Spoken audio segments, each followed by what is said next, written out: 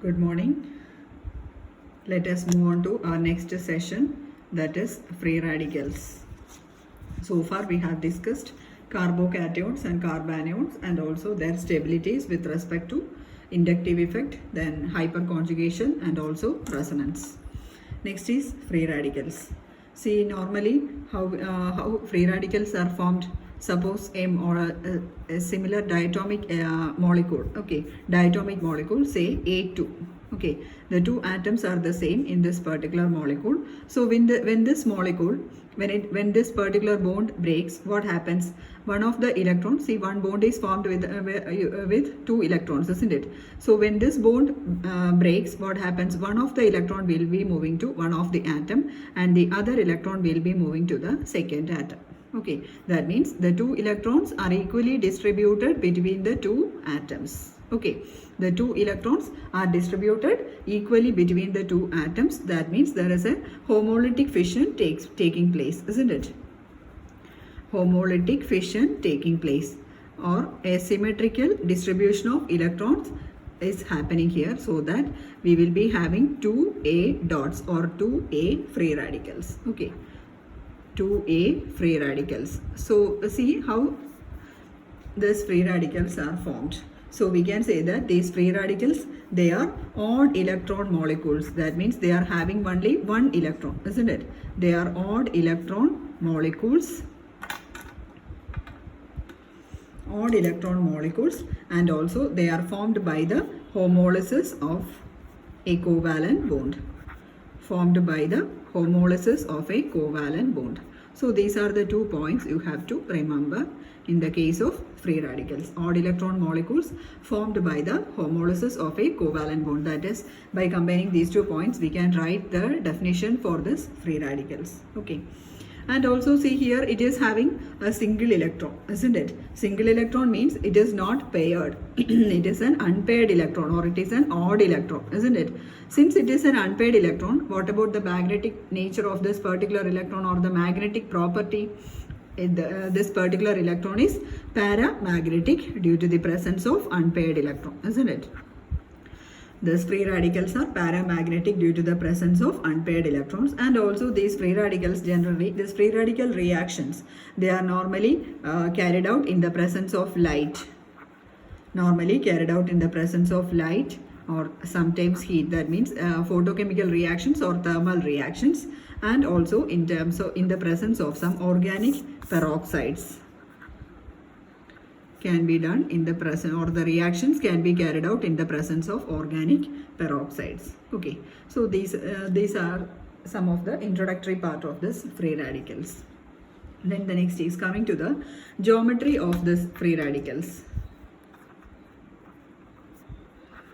Geometry of the free radicals. See, I am writing one free radical, say CH3 free radical. CH3 free radical. Okay, see how many electrons are there? 1, 2, 3, 4, 5, 6, isn't it? That means 3 bonds are there. That means 3 bond pairs are there, isn't it? 3 bond pairs are there, and also there is an odd electron. One odd electron is present, isn't it?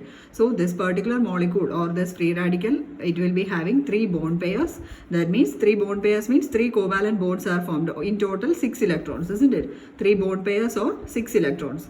And also along with that, one odd electron is present.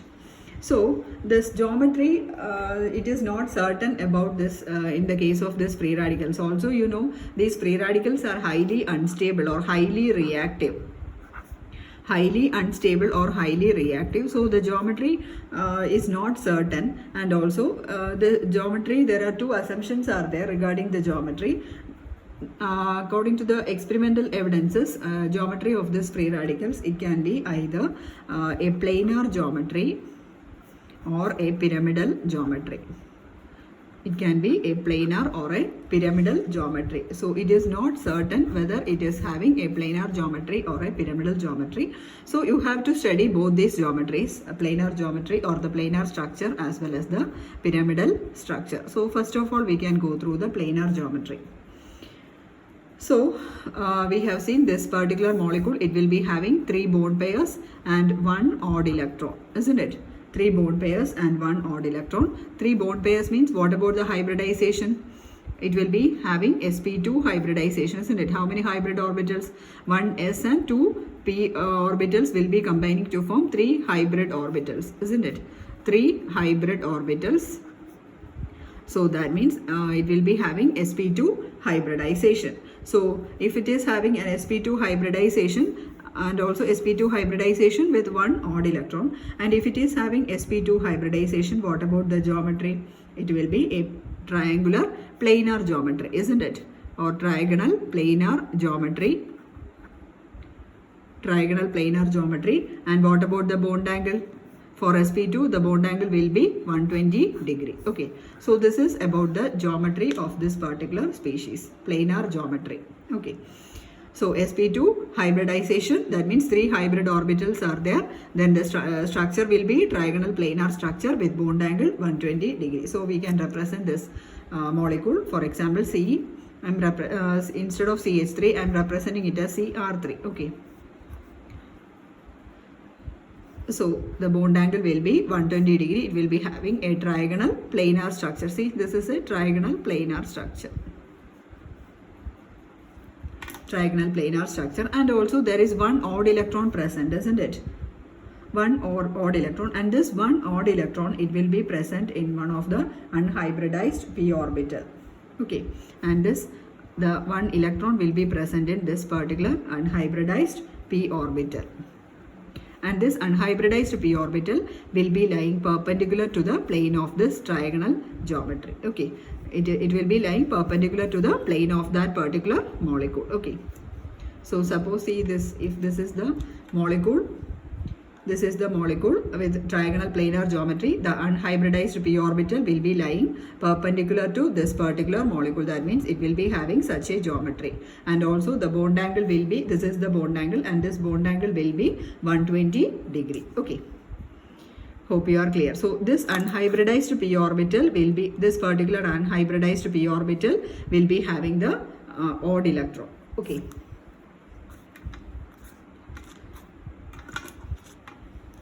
So this is about the planar geometry of this free radicals. Then coming to the next one, the pyramidal structure.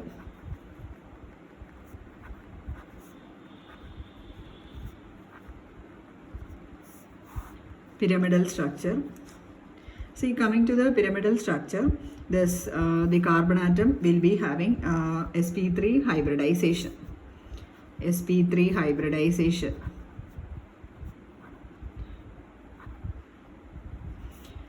sp3 hybridization means the bond angle will be 109 degree 28 minutes, and also it will be having a tetrahedral geometry, isn't it? Not tetrahedral, since it is a pyramidal geometry, it is not tetrahedral, it is having a pyramidal shape. Okay, CR, then R, then this is the unhybridized p orbital with a lone pair of electron. Okay, so this is the structure having a pyramidal geometry. Bond angle will not be sharp 109 degree 28 minutes due to the presence of this odd electron. Okay, so this particular species will be having sp3 hybridization. So these are the two structures, planar as well as pyramidal geometry. So you have to study these two. It is very, very important geometry of this free radicals. Okay, it is very, very important geometry of the free radical. Then the next one, next category, that is the classification of this free radicals. Classification of free radicals. Classification, it will be the same as in the previous cases in the case of carbocations and carbanions. Classification. So the first one, methyl free radical. This is methyl free radical, CH3 with a dot. Methyl free radical. Then ethyl free radical, CH3, CH2 dot. Ethyl. Then isopropyl. So these two are primary free radicals, isn't it? Primary free radicals. Then the next one, that is the isopropyl, that is CH3 twice CH free radical, isopropyl. So this is a secondary free radical.